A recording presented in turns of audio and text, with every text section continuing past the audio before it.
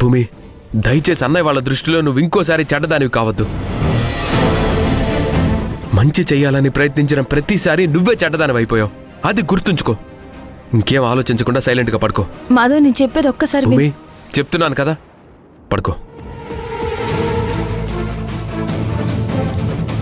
పడుకో.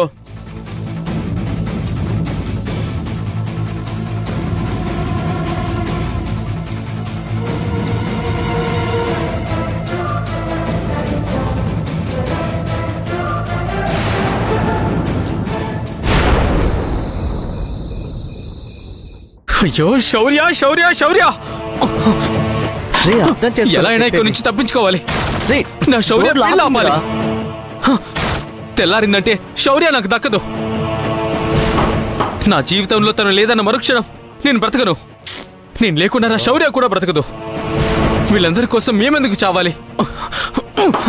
ఎలాగైనా ఇక్కడి నుంచి తప్పించుకోవాలి. మా బ్రతికేదో మేము చూసుకోవాలి. మమ్మీ! అమ్మా, అమ్మా,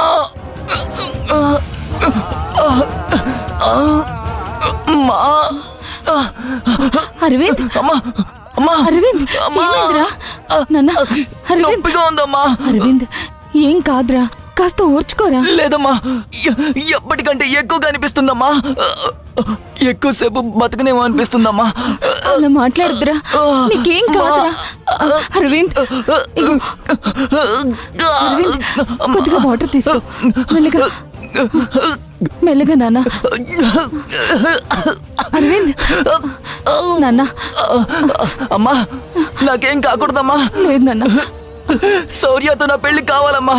అమ్మా, నువ్వు అన్నట్టు తన నా జీవితంలోకి వచ్చిందంటే నేను ఖచ్చితంగా బతుకుతానమ్మా.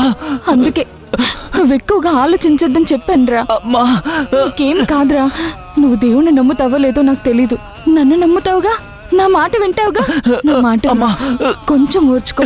డాక్టర్ గారికి ఫోన్ చేస్తాను. ఒక నిమిషం పడుకో నాన్న. అరవింద్, మెల్లగా.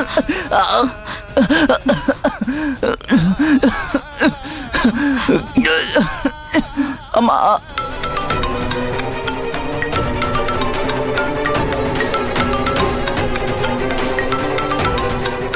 ఈ టైంలో సుజాత గారు కాల్ చేస్తున్నారేంటి? చెప్పండి సుజాత గారు, ఎలా ఉంది అరవింద్కి? డాక్టర్ గారు, మా అరవింద్కి ఏం బాగోలేదు. ఒకసారి మీరు రాగలరా? సరే, వస్తాను. డాక్టర్ గారు, ఇంటికి కాదు, మేము ఇంట్లో లేము. అదేంటండి, పేషెంట్ని తీసుకుని ఎటు వెళ్ళొద్దు, ఇల్లు కదలొద్దని చెప్పాను కదా, ఎక్కడికి వెళ్ళారు? ఇప్పుడు మేము కొంచెం దూరంలో ఉన్నాము. మీరు రావడం కష్టం అవుతుందేమో డాక్టర్ గారు. చాలా ముఖ్యమైన పని, అందుకే ఈ పరిస్థితిలో కూడా ఉండాల్సి వచ్చింది. కొంచెం వాడికి ఇబ్బంది లేకుండా టాబ్లెట్స్ చెప్పారంటే నేను వాడికి ఇస్తాను డాక్టర్ గారు. ఏంటమ్మా, మీకెంత చెప్పినా అర్థం కావట్లేదు.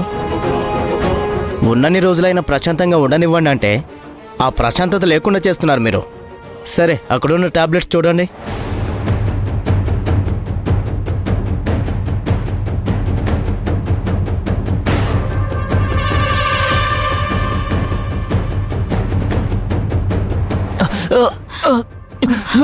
దొరికింది డాక్టర్ గారు. ఈ టాబ్లెటే కదా? అదే వేయండి. అలాగే డాక్టర్ గారు.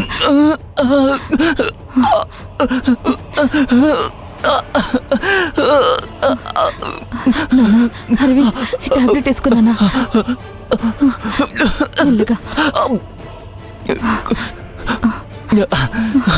అరవింద్, తగ్గిపోతుంది, తగ్గిపోతుంది నాన్న.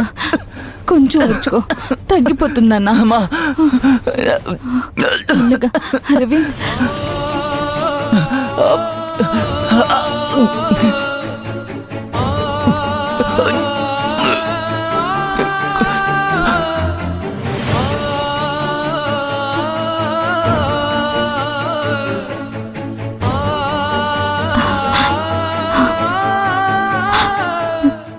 దేవుడా, ఈ పెళ్లి జరిగేంత వరకు నా బిడ్డకి ఆటంకం రాకుండా చూడు.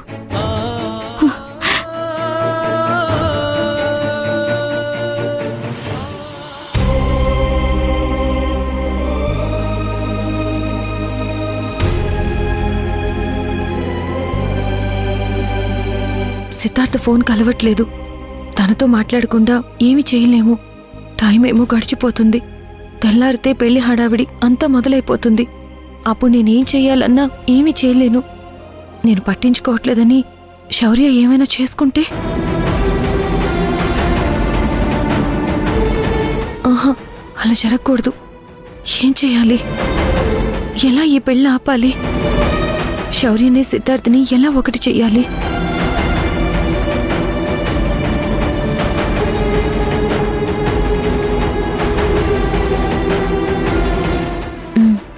ఇప్పుడు అరవింద్ దగ్గరికి వెళ్ళి, శౌర్య సిద్ధార్థుల ప్రేమ గురించి నీకు తెలుసు కదా, ఇప్పటికీ శౌర్య సిద్ధార్థని మర్చిపోలేకపోతుంది.